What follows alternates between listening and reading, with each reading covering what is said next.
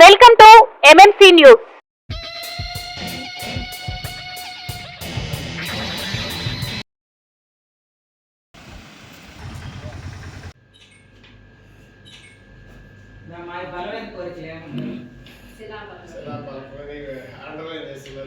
సాధారణ సమావేశంలో అజెండా అంశంలో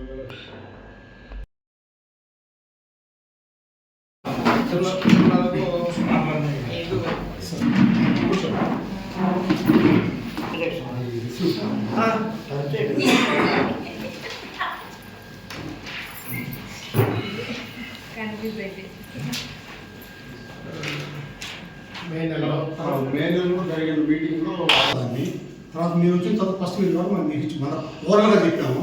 ఓవర్గా ఇవ్వడం కరెక్ట్ కాదు, మనం వచ్చి రిప్రజెంట్ ఇద్దామని చెప్పి వచ్చినాము. మీటింగ్లో ఎన్ని అంశాలు పెట్టినాము సార్. మొన్న మీటింగ్లో ఎన్నైతే అంశాలు పెట్టున్నామో అన్నీ ఆమోదించినాము. అది ఇద్దరు ఇంప్రూవ్మెంట్ కాదని చెప్తున్నారు. ఆమె సంబంధం పెట్టలేదంట. ఎందుకు పెట్టలేదో మాకైతే తెలియదు, కారణం మాకు తెలియదు. అది తెలుసుకునే బాధ్యత మీది, మాది కాదు.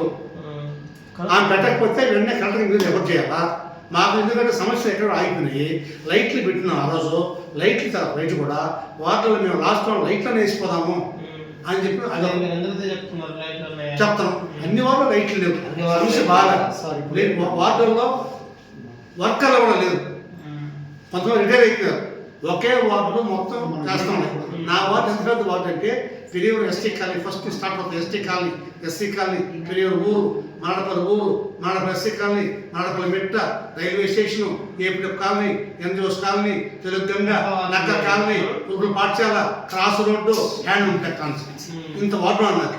ఇంత వార్డు ఉంటే ఒకే ఒక స్టెప్ ఉండవు. అనేక సార్లు చెప్తానే ఉన్నా లైట్లు లేవు, నీళ్ళ సమస్య అంత మాత్రం ఉన్నాయి. కాబట్టి మేము డిస్కస్ చేద్దాం. మేము ఒకసారి మీటింగ్ పెట్టకుండా మీకు కూడా చెప్పాను.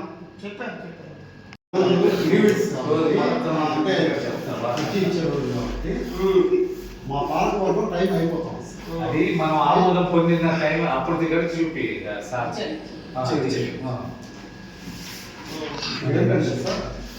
2020 మే నెల 24వ తేదీ మనకి మున్సిపల్ కౌన్సిల్ సమావేశం జరిగితే ఆ రోజు మేము ఏం చేస్తామంటే 49వ అంశంగా పొందుపరచడం జరిగింది. ఇది పాలకవర్గానికి సంబంధించి 2021 నుంచి పాలకవర్గానికి సంబంధించి వాళ్ళ నేమ్స్తో కూడినటువంటి ప్రోటోకాల్ ప్రకారము విత్ ఎమ్మెల్యేలు వస్తారు, చైర్మన్, వైస్ చైర్మన్, పాలకవర్గం అన్నీ కూడా శిలాపలకం ఏర్పాటు చేయమని చెప్పేసి మేము ఆ రోజు రిప్రజెంటేషన్ ఇచ్చాము. కౌన్సిల్లో ఏకగ్రీవంగా కూడా తీర్మానం చేశాము. చేసిన తర్వాత ఇప్పటికి ఇంచుమించుగా 10 నెలలు అయింది. ఈ 10 నెలల కాలంలో మనకి లాస్ట్ టైం అప్పుడు ఉన్నటువంటి కమిషనర్ గారికి చెప్పాము, తర్వాత మన కమిషనర్ గారు, ఇన్ఛార్జ్ కమిషనర్ గారికి కూడా చెప్పాము, ఇప్పుడు మీకు మనం కూడా చెప్పాము. మా పాలకవర్గం టైం అయిపోతా ఉంది. అది మా రైట్, మా హక్కు. సో దాన్ని ఎంతవరకు ఇంప్లిమెంట్ చేయాలి, ఏ కారణం చేయట్లేదు, ఎందువల్ల అనేది మనకు తెలియడం. కాబట్టి ఈ పాలకవర్గం ఈ 15 రోజుల్లో కంప్లీట్ అయ్యే లోపల ఆ శిలాపలకాన్ని మీరు ఏర్పాటు చేయాలని చెప్పేసి మేము రిక్వెస్ట్ చేస్తున్నాం సార్. అలాగే మనకి ఇంకా 15 రోజులు టైం ఉంది కాబట్టి కౌన్సిల్ మీటింగ్ కూడా ఏర్పాటు చేసినట్లయితే వాటిలో ఉన్న ప్రజల సమస్యలన్నీ కూడా లాస్ట్ టైం మిమ్మల్ని ఖచ్చితంగా చెప్పడము. ఇంకా 15 రోజుల టైం ఉంది. పార్టీ సంగతి పక్కన పెట్టి ప్రజల సమస్యలు మాకు ఇంపార్టెంట్ సార్. ఎందుకంటే లైట్ లేవు, చెత్త ఎక్కడిదక్కడ ఆగిపోయింది, డస్ట్ ఎక్కువ అయిపోయింది, ఎక్కడెక్కడ మురికాలు ఉన్నాయి, చాలా ఉన్నాయి ప్రాబ్లమ్స్. ముఖ్యంగా మనకి ప్రాథమికంగా ఏంటంటే డ్రింకింగ్ వాటర్, లైట్లు, వీధులు శుభ్రంగా,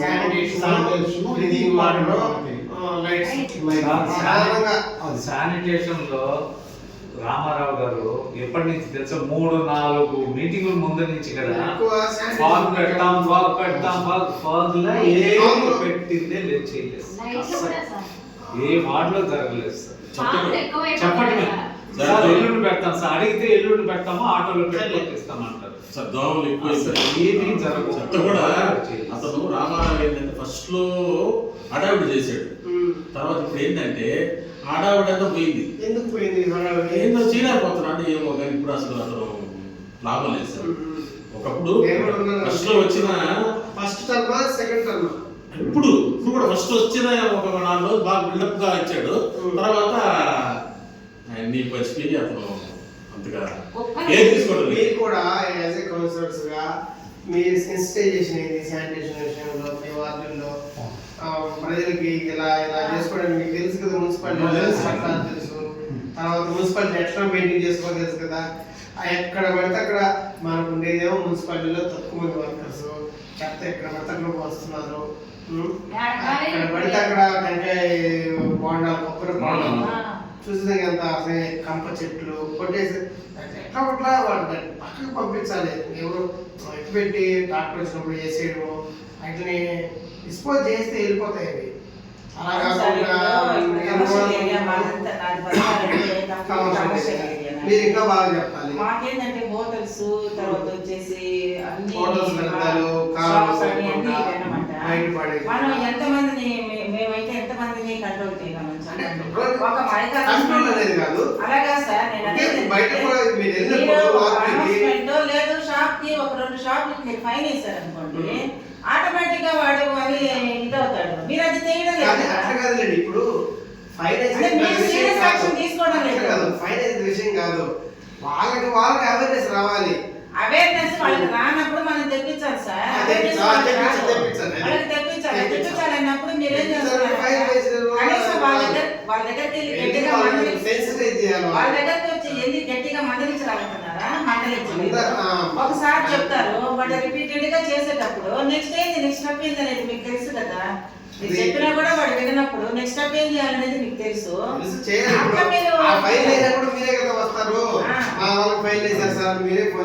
మేము ఎప్పుడు అడుగు సార్ అలాంటి కౌన్సిల్ సమావేశం పెడితే ఇటువంటి ప్రాబ్లమ్స్ అన్ని అక్కడ చర్చకు వస్తాయి. చర్చకు వచ్చినప్పుడు ఇక్కడ మేము మాట్లాడడం లేదు, అక్కడ అక్షరాలు మేము మాట్లాడేదానికి చట్టబద్ధత ఉంటుంది. ఏ మాట్లాడినా కూడా అధికారులు మీ దృష్టి కొన్ని మీరు తీసుకెళ్ళచ్చు. మీడియా పరంగా బయటకు వస్తుంది. అది చట్టం సభ కాబట్టి ఖచ్చితంగా. రెండోది ఏంటంటే మన వెనగిరి మున్సిపల్ పరిధిలో ఆహార పదార్థాలు కలుషితమైపోతాం. లాస్ట్ టైం నేను ఒక 2-3 ఫుడ్ సంబంధించి ఫైట్ చేస్తే అప్పుడు ఫుడ్ ఇన్స్పెక్టర్ వాళ్ళకి అప్పుడు లెటర్ పెట్టడము, 2-3 మాటలు దాడులు చేసినప్పటికీ కుదరలు అరికట్టారు. ఇప్పటికి చాలా టైం అయిపోయింది. సో మళ్ళా కూడా ఫుడ్ ఇన్స్పెక్టర్ జిల్లా నుంచి మనం లెటర్ పెడితే వాళ్ళు వస్తారు. వచ్చారనుకోండి, ఇక్కడ డాబాలు కావచ్చు, లేకపోతే స్వీట్ షాప్స్ కావచ్చు, అట్లని కాదు సార్, మంచి చేసేటివి ఉన్నాయి, చేయలేనివి కూడా ఉన్నాయి, కలుషితం అనేవి ఎక్కువ ఉన్నాయి ఇక్కడ. తర్వాత రైట్ విషయం కావచ్చు, దుమ్ము. ఇప్పుడు చూడండి, వర్షాకాలం కంప్లీట్ అయిపోయింది, ఎండ వస్తూ ఉంది. ఒక వెహికల్ మన టౌన్లో పరిధిలో తిరుగుతుంటే రాజా స్ట్రీట్లో కానీ తూర్పులో కానీ ఎంత పొల్యూషన్ దుమ్ము లేస్తామంటే గతంలో మొత్తం చిమ్మేది అన్నమాట. చిమ్మే వాళ్ళు ఎవరు లేరు, రోడ్లో చిమ్మే వాళ్ళు లేరు. ఆ ప్రధాన రహదారిలో లాస్ట్ టైం వర్షాలు పడ్డాయి. ఫస్ట్ వర్కర్స్ అందరినీ 4 వైపులుగా మెయిన్ రోడ్లకి స్వీప్ చేయించాలా.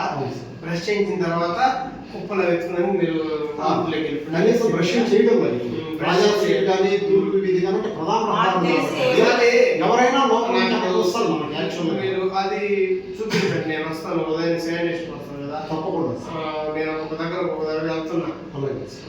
మీరు ఫోన్ చేసి పలకడం వస్తాము, అసలు ఏం డైరెక్ట్గా చూద్దాం. లైట్లు అయితే ఎంత ప్రాబ్లం ఉందంటే చాలా ప్రాబ్లం. ఈ పాలక వర్గం అయిపోతుంది, లేకపోతే ఫండ్స్ వస్తున్నాయి లేవా ఇవన్నీ వాళ్ళకి తెలియదు. వాళ్ళు ఏం చేస్తారంటే కౌన్సిలర్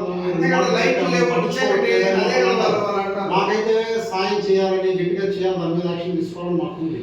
కానీ లాస్ట్ టైం మనం ఆమోదం చేసినా కూడా ఇంతవరకు బరువులు తెప్పినా దాని కారణం ఏంటో ఏం తెలియదు. అదే సార్ నేనేమంటాను, యాక్షన్ తీసుకోవచ్చు. దాంట్లో ఏమి అజెండాలో పెట్టారు, అజెండాలో పెట్టిన తర్వాత మేము ఆమోదించాము. మేము ఆమోదించాల్సింది ఇంప్లిమెంట్ చేయాల్సింది ఎవరు? అధికారులు. ఆమె సంతకం పెట్టలేదు. మనం పెట్టండి 48 గంటల లోపల కరెక్ట్గా మెసేజ్ ఇవ్వాలి. మీరు ఇవ్వాలి. మీరు ఇవ్వకుండా దాన్ని రిలేషన్ చైర్మన్ పెట్ట చైర్మన్ చేయండి, మీరు తీసుకుని యాక్షన్ దాని మీద ఎందుకు ఆమె చేయలేదని. 48 గంటల లోపల చేయకపోతే ఇలా పద్ధతి ఉండదు. ఇలా పని దాటిపోతారు. ఇలా పని దాటిన తర్వాత కరెక్ట్గా దాని మీద నిర్ణయం తీసుకున్నాం. ఇప్పుడు మా వార్డులో మంచి జరుగుతుంది కదా. అధికారుల నిర్లక్ష్యానికి ఆమెకి ఒక నిర్లక్ష్యం చైర్మన్, అధికారుల నిర్లక్ష్యాన్ని వార్డులో ప్రజలు మేము బలైపోతున్నాం కదా. వార్డులో మేము తరగతి పరుచుకున్నాం. 4 లక్షల రూపాయలు పండగ రైతు మేము ఆమోదించి పెడితే మార్చి కూడా వచ్చేసింది. ఇంతవరకు ఆమె సంతకం పెట్టదంటే ఎందుకు పెట్టుకున్నది? అధికారులు ఎందుకు ఉన్నారు? కలెక్టర్ దృష్టికి తీసుకోవాలి. చట్టం దాని పని చేసుకోవద్దు, మనం గమనున్నాం. అయితే చట్టం మీద మనం పెట్టాలి సమస్య ఎంత. మరి మేము ఆమోదించాము, మేము ఆమోదిస్తే ప్రయత్నం ఉంటుంది. మేము ఆమోదించినామా ఆమోదిస్తారు, మా ప్రజలకు ఏం చేస్తుంది వాళ్ళకి తెలియదు. మమ్మల్ని ఏమంటారు, లైట్ లేవు, నీళ్ళు లేవు, శానిటేషన్ లేదు, మమ్మల్ని వస్తున్నారు. దానికి మీరు అధికారులు తప్పుతుంది. మేము అదే వాళ్ళకి ఎట్లా? మేము మాకు ఈ పదవకాలం ఉంటేనే మేము పని నడుస్తాము, పని చేస్తాం. పదవకాలం మేము రావాలి. ప్రతి నిత్యం మేము జన్మ వయసు మాకు సమస్య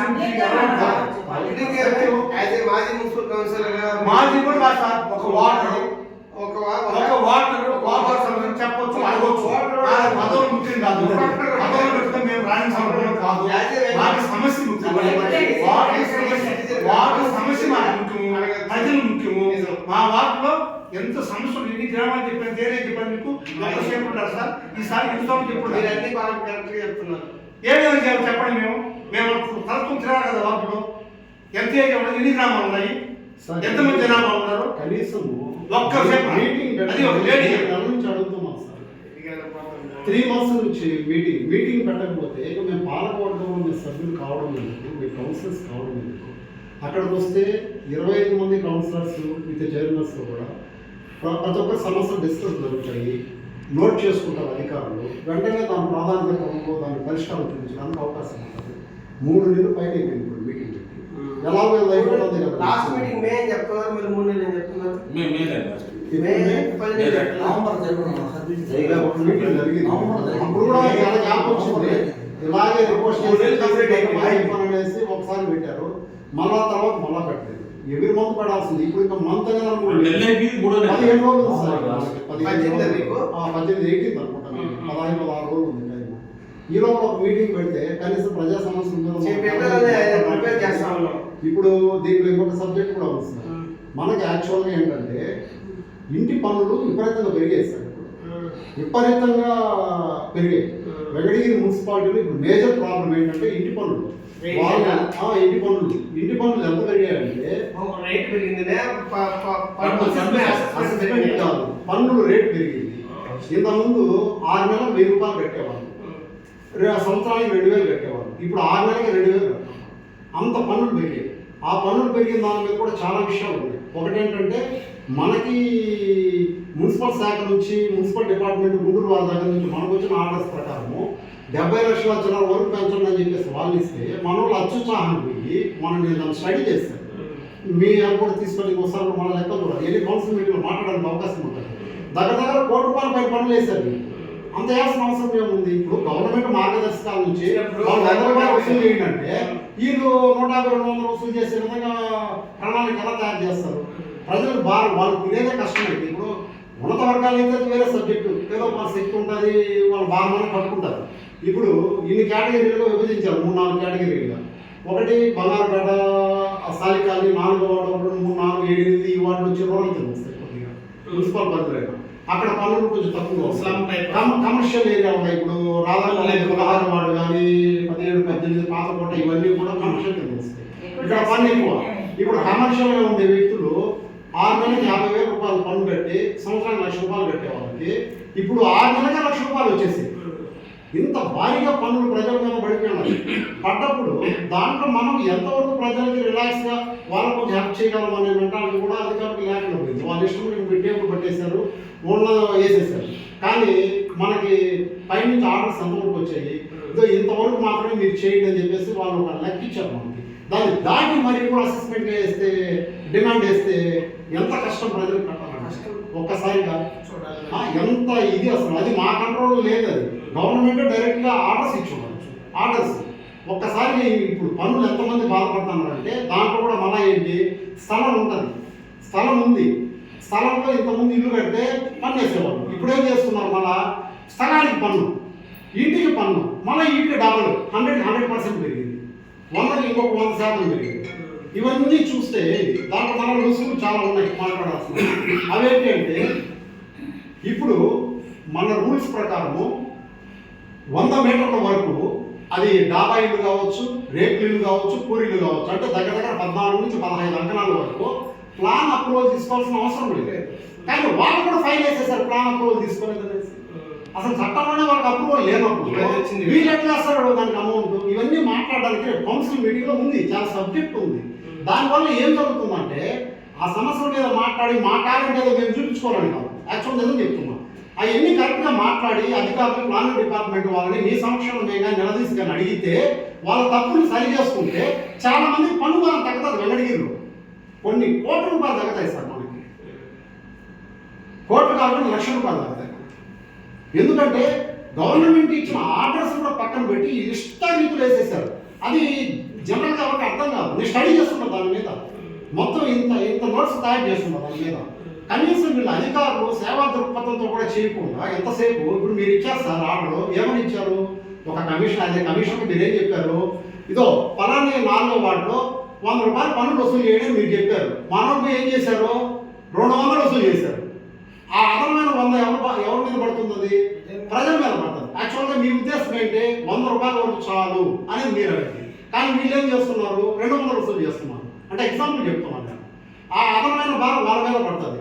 అంత డిక్టేటర్గా చేయాల్సిన అవసరం లేదు కదా పన్నులు. ఈరోజు ఎంతమంది బాధపడుతున్నారంటే, మొన్న ఒక ఆమె టౌన్లో ఒక ఆమె రాజాగారి దగ్గరకు వచ్చింది, వెంకటగిరి రాజాగారి దగ్గరికి. అయ్యా నాకు పన్ను ఎక్కువ కట్టమంటున్నారు, నాకు ఏం అర్థం కావాలని మీరు కూలి చేసుకుని బతకాలనంటే దాని సబ్జెక్ట్ ఏదో తీసుకుని ఆయన దీన్ని స్టడీ చేసి వాళ్ళకి న్యాయం చేయమని చెప్పి నాకు చెప్పడం జరిగింది రాజాగారు. వెంటనే నేను ఆ సచివాలయం అడ్మిన్కి ఫోన్ చేసి అతను ఏమన్నా అంటే నేనేం చేయలేదు సార్, ఈ పన్ను కట్టాల్సిందే అని చెప్పాడు. వెంటనే ఆమె ఏమన్నదంటే, నాయన మాది చిన్న ఇల్లు, మేము హౌసింగ్ స్కీమ్లో పెట్టుకున్నాము, ఇంత పన్ను వచ్చింది ఏం చేయాలి అని అన్నాను. వెంటనే కాల్ చేసి ఆమె హౌసింగ్ స్కీమ్లో ఈ ఇల్లు వచ్చింది కదా, ఆవిడ ప్లాన్ అప్రూవల్ అయితే కదా, హౌసింగ్ స్కీమ్లో అప్రూవల్ అయితే కదా వాళ్ళకి ఇల్లు వస్తుంది, కాబట్టి వాళ్ళకి తగ్గించండి మీరు అనంటే అతను అడిగాడు సార్ వెంటనే ఇమీడియట్లీగా, మీకు ప్రూఫ్ ఏమన్నా ఉందని అడిగాడు. వెంటనే ఆమె అడిగితే ఎప్పుడో 10 ఏళ్ళ 15 ఏళ్ళ క్రితం వచ్చింది, ఇప్పుడు మాకు లేదు అని చెప్పని ఉన్నారు. వెంటనే నేను హౌసింగ్ వాళ్ళకి ఫోన్ చేసి ఈ ఆధార్ కార్డు పంపిస్తే అప్పుడు వాళ్ళు ఒక రసీదు ఇచ్చారు మనకి, అది ఎత్తుకొని పోతే అడిస్తే అప్పుడు తగ్గిందాను పన్ను. ఆ టయానికి రాజాగారి దగ్గరికి రావడము, వారు నాకు చెప్పడము, వెంటనే రెస్పాండ్ కావడము, అది నా వాటని కాదు, ఎవరు పేపరాలు అడిగింది హెల్ప్ చేసాం కాబట్టి కొంచెం శ్రద్ధ పెట్టాలి కాబట్టి చేయగలిగాము. లేకపోతే ఇప్పుడు ఆ మొత్తం డబ్బులు కట్టాలి కదా, ఆమె అంతకుముందు 400-500 కట్టేది 2-3 వేలు వచ్చింది. అవి ఏం చేస్తారు చెప్పండి? ఇట్లా అనేక మందికి ఇంటి పనులు మేజర్ ప్రాబ్లం. మా రిక్వెస్ట్ ఒకటే సార్, దయవుంచి మీరు మీటింగ్ అన్న తొందరగా కండక్ట్ చేస్తే మా పాలకోవడం టైం కూడా అయిపోతుంది కాబట్టి మాకు ప్రజా సమస్యల మీద ప్రశ్నించే అవకాశాలు మాకు కనిపించవచ్చు. కొద్దిగా 10 మంది ప్రజలకు న్యాయం జరుగుతుంది. మా బాధ అది. రెండోది శిలాపలకం కూడా మళ్ళీ మీకు ఇప్పుడు లిఖితపూర్వకంగా తెలియజేస్తాము. మీరు ఎంత సాధ్యమైన త్వరగా మా పాలవర్గ లోపల కూడా ఈ ఏర్పాటు మీరు చేశారంటే మేమందరం చాలా సంతోషిస్తాం సార్. మార్చి 8 మహిళా దినోత్సవానికి మనకి మున్సిపాలిటీ పనులు గురించి. అవును సార్. మార్చి 8 మహిళా దినోత్సవం, అది మనకి మున్సిపాలిటీలో దానికి కొంత ఫండ్ అలాట్ చేస్తారనమాట. బడ్జెట్ లో చూస్తాం. ఇప్పటి వరకు మనకి ఇక్కడ చేసిన దాఖలాలు లేవు 5 ఏళ్లలో మాకు తెలిసి. ఒకసారి ఏదో చేసినట్టున్నారు, అది కూడా బడ్జెట్ కేటాయించారు చూడాలిగా. ఒక్కసారి ఏదో జరిగినట్టుంది, ఖర్చు పెట్టుకోవచ్చు మనం, పెట్టుకోవచ్చు. ఒకసారి సిడిఎంఏ గారి నుంచి కూడా కరెక్ట్గా రోజు ముందే అమలు కొంత కేటాయింపు కూడా జరగాలి, అక్కడ కూడా రావచ్చు. అదే సార్ ఏంటంటే దాని కూడా బడ్జెట్లో ఒక నిమిషంగా బడ్జెట్లోనే 6% 7% మహిళలకి కేటాయింపులు ఆల్రెడీ ఇంక్లూడింగ్ దాంట్లోనే కలిసి కదా ప్రత్యేక కేటాయించారు. ఒక బడ్జెట్ ఆమోదం తెలిపేటప్పుడు వికలాంగుడికి అంటే పర్సెంటేజ్ కొంచెం తెలియదు, వికలాంగుడికి 5%, ఎస్సీ ఎస్టీ ఉన్న ఏరియాలో డెవలప్మెంట్ కోసం సపరేట్గా 15%, మహిళలకు 6% ఏదో సంథింగ్ ఉంది. సో కాబట్టి దాని ప్రత్యేక అవసరం లేదు. మీరు శ్రద్ధ పెట్టి చేస్తారంటే డెవలప్మెంట్స్ కి సరిపోతుంది. మహిళల కోసం కూడా సెలబ్రేట్ చేసుకోవచ్చు.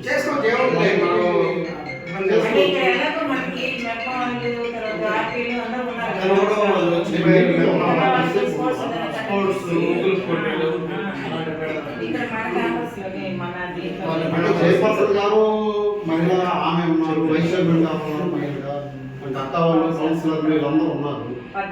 మన మున్సిపల్ పురపాలక సంఘం ఆధ్వర్యంలో కూడా మనం చేయొచ్చు. అంతే కదా సార్. ఎప్పుడు పెట్టాలి? మనం ఆమోదించేట్టు అది ఇంప్లిమెంటేట్ చూడండి సార్. అది ఏం చేస్తాను మన అజెండాలో పెట్టి నవంబర్ మీటింగ్ జరిగింది కదా, ఇదంటే కూడా అంశాలు ఏమేమి పెట్టున్నామో ప్రతిదీ ఏదో ఒక్కటి 1 by 1 ప్రతిదీ ఆమోదించాం. అది ఎందుకు ఇంప్లిమెంట్ కాకుండా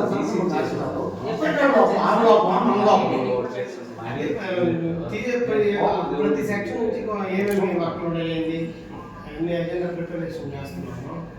సో అది వచ్చేస్తే పెట్టేద్దాం 12 సెకండ్ వీక్ సరే సార్ అలాగే. ఆ, ఏం సార్ ఓకే సార్.